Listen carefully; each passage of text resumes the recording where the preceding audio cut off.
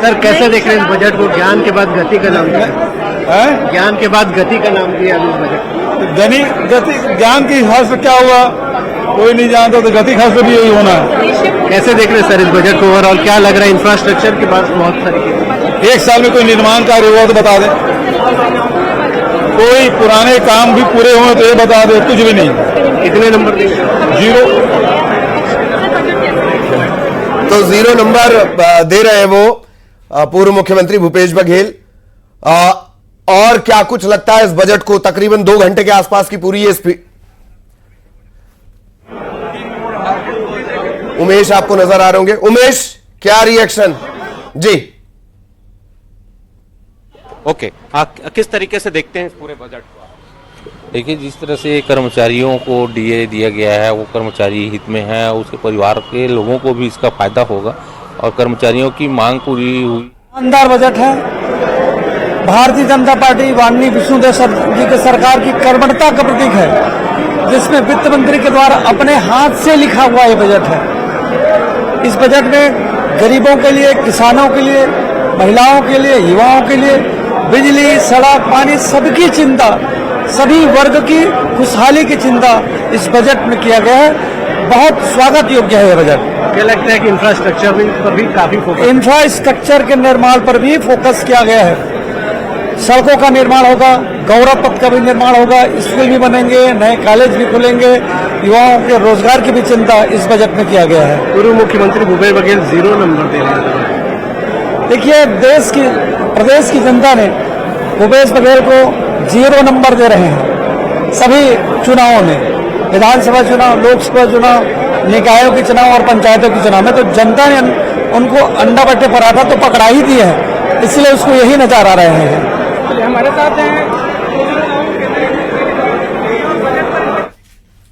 और दुर्ग से सहयोगी मिथिलेश भी हमारे साथ जुड़े हुए हैं। मिथिलेश, किस तरह के रिएक्शन?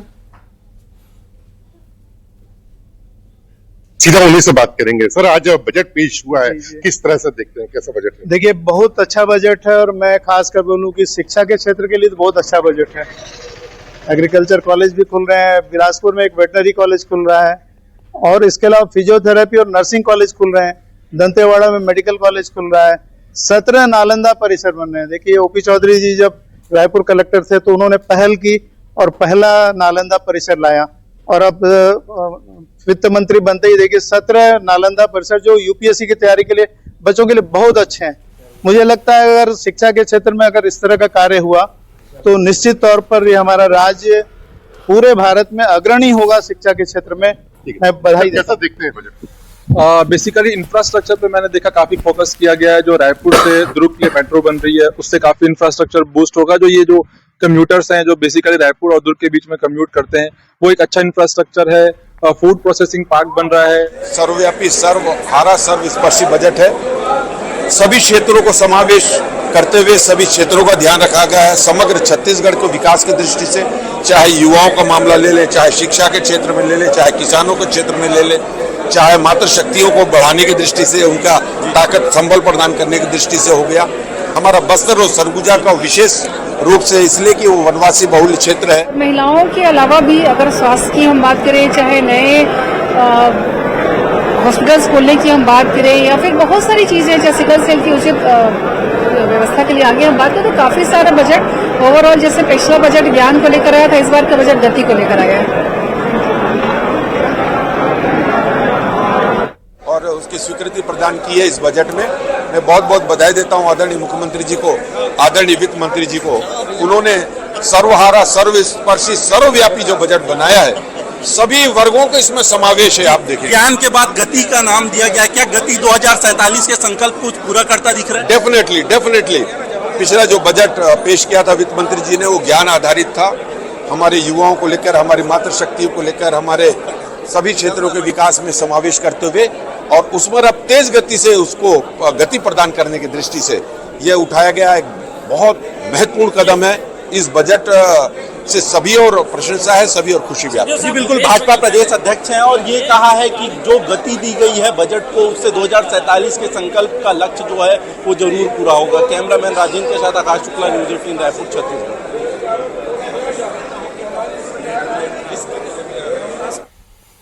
और मिथिलेश लगातार रिएक्शन ले रहे हैं, इसी तरह से हम रिएक्शन भी सुनवाते रहेंगे।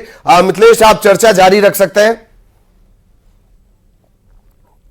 ठीक है मैडम, देखिए आज बजट आया है, कैसा देखती हैं? बजट हम महिलाओं के लिए, गृहिणियों के लिए तो बहुत अच्छा है। फिल्म सिटी, मेडी सिटी बनने से काफी अच्छा है। और पेट्रोल भी 1 रुपया सस्ता हो गया है, जो सबके लिए बहुत अच्छा रहेगा। ठीक है, देखिए कैसे देखते हैं, पेट्रोल भी सस्ता हुआ है, कुछ राहत मिलेगी? जी सर, बहुत ही राहत मिलेगी। जैसा कि विष्णुदेव साय जी का नाम, अपने नाम को चरितार्थ करते हुए इस बजट में उन्होंने दिखाया है। अब देखिएगा छत्तीसगढ़ की तरक्की साय साय चलेगी करके। ठीक है, साय साय चले। सर क्या लगता है, पूरा आपने बजट देखा है, कृषि देखा है, स्वास्थ्य देखा है, शिक्षा देखा है, कैसा देखता है? ओवरऑल सभी चीजों पे फोकस किया गया है। ऐसा नहीं कि सिर्फ इंफ्रा है या सिर्फ एजुकेशन है, सभी चीजों को प्रॉपर बंटवारा किया गया है। जो हम बोलते हैं रीएलोकेशन ऑफ रिसोर्सेज प्रॉपर हुआ है।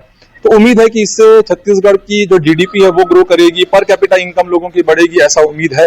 और काफी अच्छा बजट है, ओवरऑल अच्छा बजट है। शिक्षा के क्षेत्र में बहुत कुछ दिया गया, कैसा देखते हैं? देखिए, शिक्षा के क्षेत्र में हम लोग कहीं ना कहीं पूरे देश के परिदृश्य में देखें तो मानना पड़ेगा कि कहीं पीछे तो रहे हैं, लेकिन ये बजट हमारी आंखें खोल रहा है। ये बजट निश्चित तौर पर हम देखिए छत्तीसगढ़ की धरती में एक बहुत छत्तीसगढ़ विकास के रास्ते पर बहुत तेजी से आगे बढ़ेगा।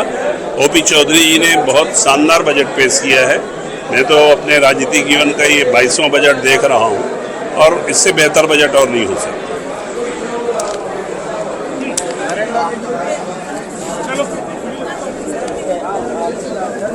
व्यक्तित्व बहुत शानदार और सीखने और सिखाने की बहुत बड़ी परंपरा है। बिल्कुल, और जिस तरह से एलोकेशन की बात आ रही है, हर जगह सभी को कुछ ना कुछ, हर वर्ग को कुछ ना कुछ देने की बात निकलकर सामने आ रही है। हमारे जो सहयोगी हैं वो भी लगातार रिएक्शन ले रहे हैं और आपने रिएक्शन भी सुने। हालांकि पूर्व मुख्यमंत्री 0 नंबर दे रहे हैं। केंद्रीय मंत्री तोखन साहू से भी न्यूज 18 ने बात की। उन्होंने कहा कि बेहतरीन बजट है। और जब सवाल पूछा गया कि भूपेश बघेल वर्ष को ध्यान में रखकर बनाया हुआ बजट है।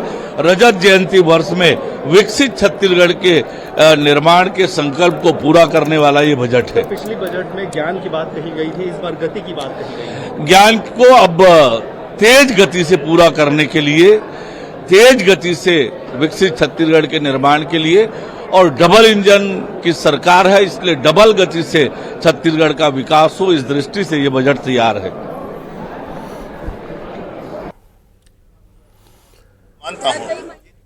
उप मुख्यमंत्री अरुण साव को आपने सुना। वस्तुतः स्पीड के साथ, गति के साथ कामों को पूरा करने वाला होगा। इस बार के बजट में आप देखेंगे पेट्रोल का भी रेट कम हुआ है। बजट में आप देखेंगे तो टैक्सेस भी कुछ कम हुए हैं। उसके बावजूद आप देखेंगे 22,000 करोड़ से लेकर के जो पूंजीगत व्यय है वो 26,000 करोड़ रुपया हुआ है। ये बहुत बड़ी बात है। 18% से ऊपर अगर पूंजीगत व्यय आप बढ़ाते हैं तो आप में साहस होना चाहिए कि आप टैक्स को भी उस समय कम कर सकें।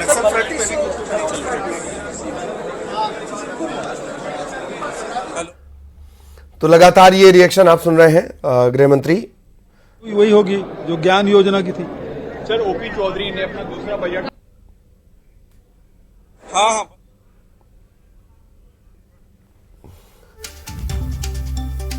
तो ये बड़े, देखिए सरगुजा और बस्तर हमारे दोनों प्रमुख रूप से प्राथमिकता में हैं, चूंकि वनांचल क्षेत्र है, जनजाति वर्ग के लोग रहते हैं और सबका साथ सबका विकास को सोचकर इन पिछड़े हुए क्षेत्रों को भी अन्य क्षेत्रों की तुलना में समानांतर लाना है।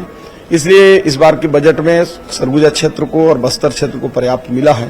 और इस बार तो हेल्थ के क्षेत्र में आपने देखा होगा कि इतिहास में पहली बार 12 nursing college, 6 physiotherapy college, 1 medical college, 1 मानसिक चिकित्सालय के साथ साथ 4 योग और नेचुरोपैथी के भी हॉस्पिटल स्वीकृत किए गए हैं। पूर्व सीएम भूपेश बघेल 0 नंबर दे रहे हैं। देखिए, अब उनका देखने का नजरिया है, सब जानते हुए भी अनजान बन रहे हैं, खुद वित्त मंत्री रहे हैं। मुझे लगता है कि भूपेश जी ने 5 सालों में भी मिलाकर ये बजट की कल्पना नहीं की होगी जो 1 साल के बजट में दिखा है।